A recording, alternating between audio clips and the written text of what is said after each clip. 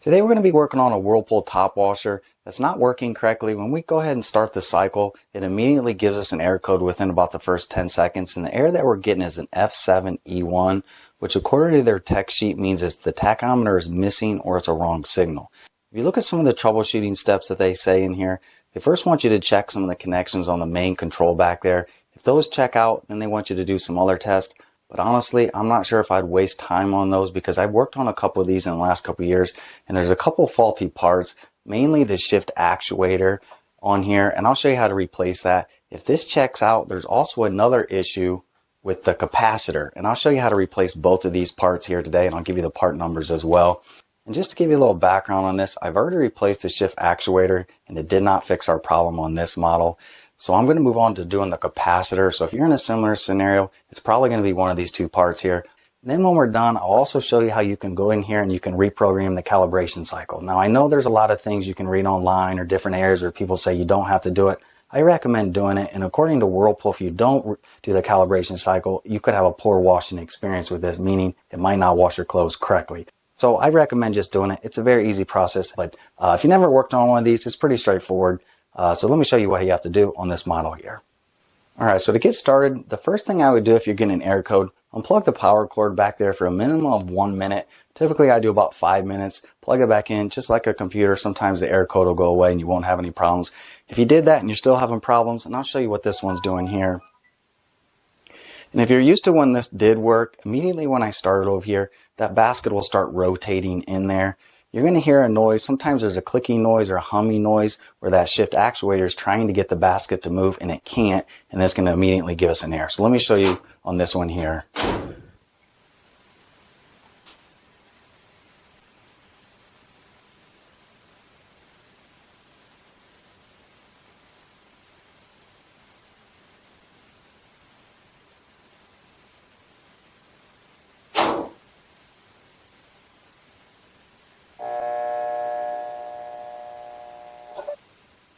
So there you see, immediately it tried to move the basket, gave us the F7E1 code again. So we'll first unplug the washer.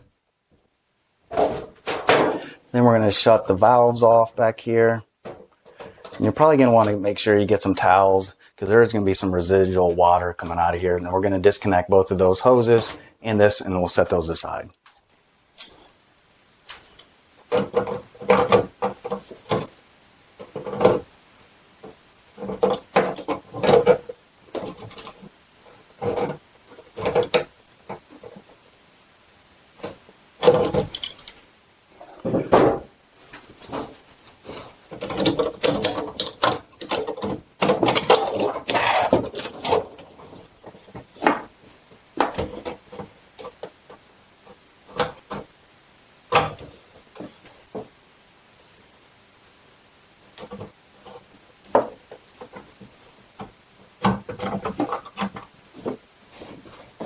And if your dryer has one of these steam options, make sure you also disconnect this as well.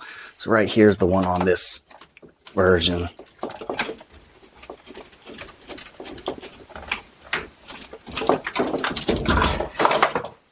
Now that we have those disconnected, now we're going to lean the washer forward.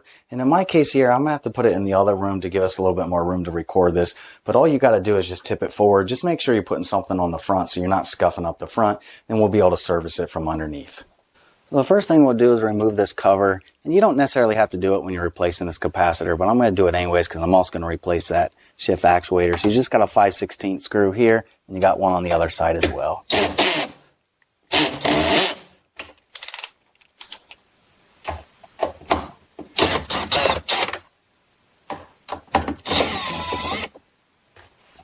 And that should slide off.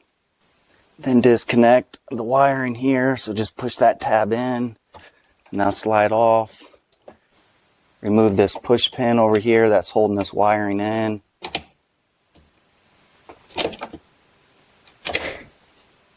Then you got a 1/4 inch screw right here as well.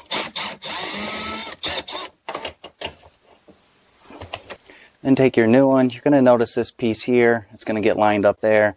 And you're going to have that just get tightened back down.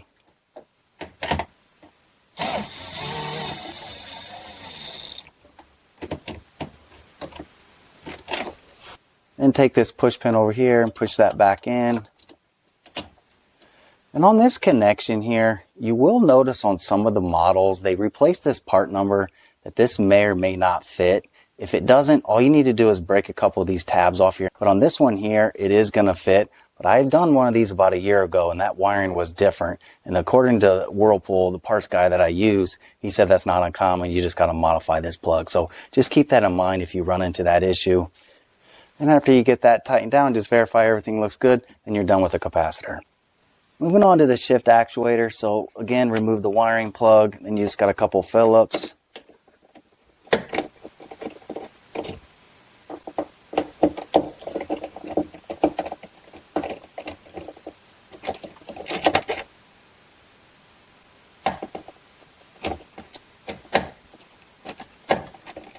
And you're going to pull it straight back. And you're going to notice this arm here. Just make sure in your new one you put it back right in that same spot. And also just verify that you're able to move that and that's not hung up. So then take your new one. Again, line up that arm there. Then tighten both of these screws back up.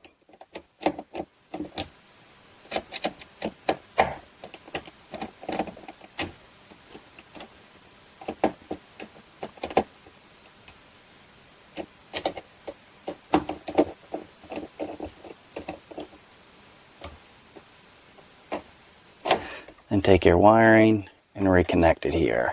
Make sure you hear it snap in place there. Double check that's good there and everything's tight. Then you're done with the shift actuator. Then take your cover and set it back in place. And again, you're going to feel these here go into those notches there. Once it goes in there, then you'll feel that it's sitting flush. Then you go ahead and tighten up those screws.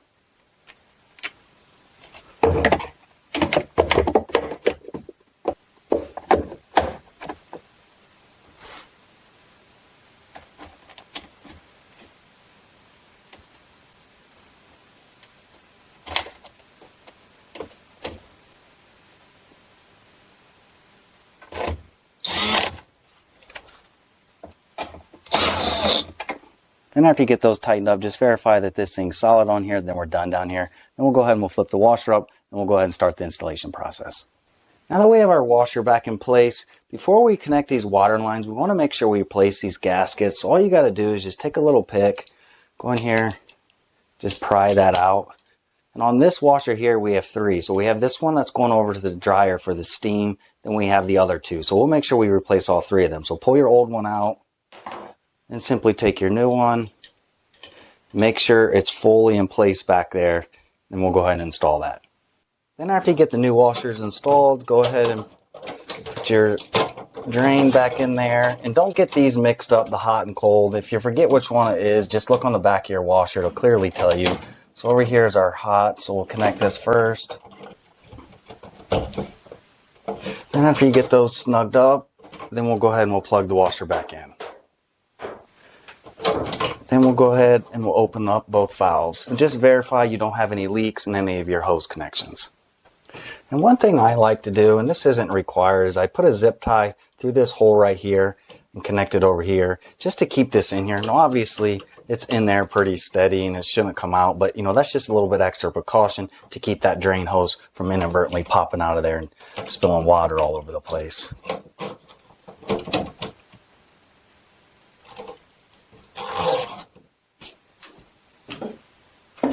Just like that. Now that we have everything hooked back up, the last thing we need to do here is put this in service mode so we can run the recalibration process. According to Whirlpool, this is required anytime we replace the basket, the motor, or the shift actuator that we did take here today. It's a pretty simple process. So the first thing we want to do is we're going to pick any three buttons up here on this model. So we're going to do 1, 2, and 3, and we're going to do that 3 times. Eventually it should kick on here and get us in service mode. And one other important note here, make sure nothing is on here and nothing's illuminated. So you don't want it on and you want to make sure it's plugged in back there.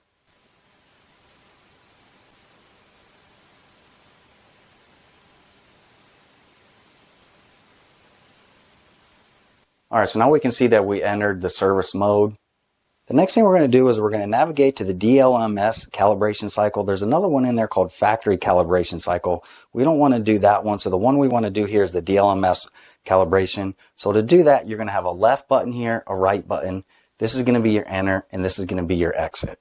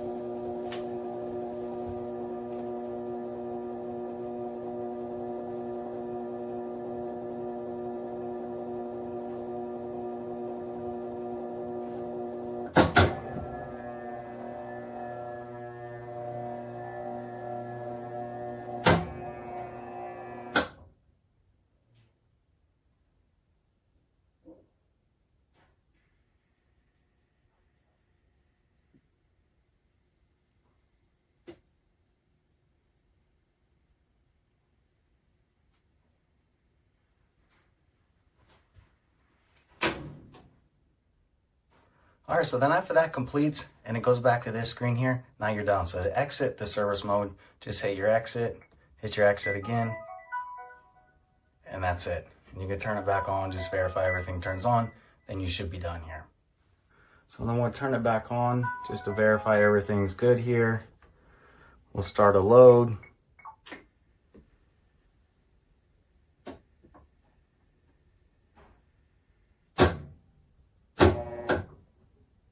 We can see it's immediately started on here. So we verified that this did fix our problem.